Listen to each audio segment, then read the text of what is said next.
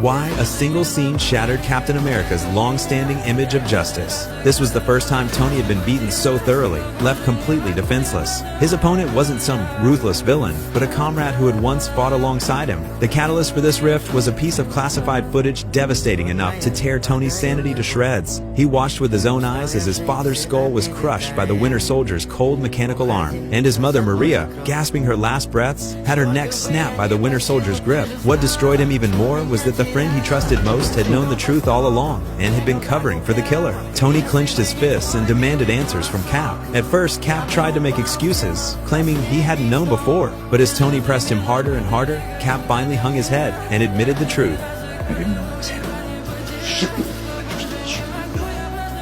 Yes.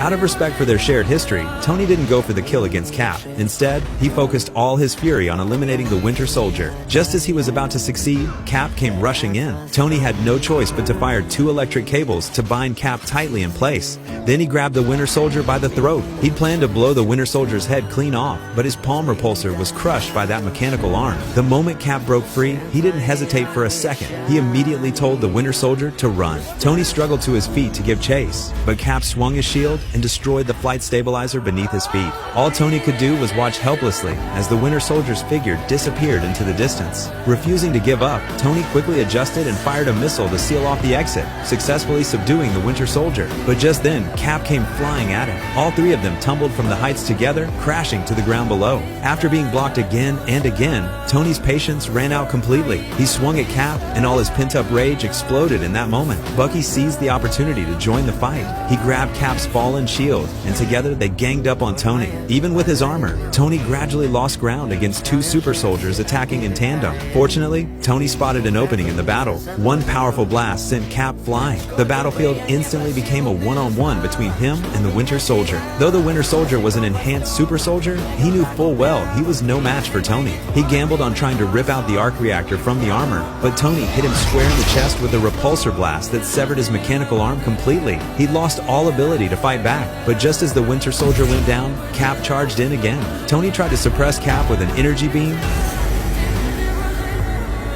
but once it came down to close combat, Tony, lacking hand-to-hand advantages, immediately fell into a defensive position. Luckily, Friday immediately analyzed Cap's attack patterns. Just as Cap was getting into his rhythm, Tony suddenly grabbed hold of his shield. With a single move, Tony brought Cap to his knees. He gripped Cap's shoulder and slammed him hard against a pillar, his voice filled with desperate warning. Stay down. Final one. But Cap had only one thought in his head: saving Bucky. So Cap struggled up from the ground and assumed that familiar fighting stance, his eyes resolute as he said it, "I can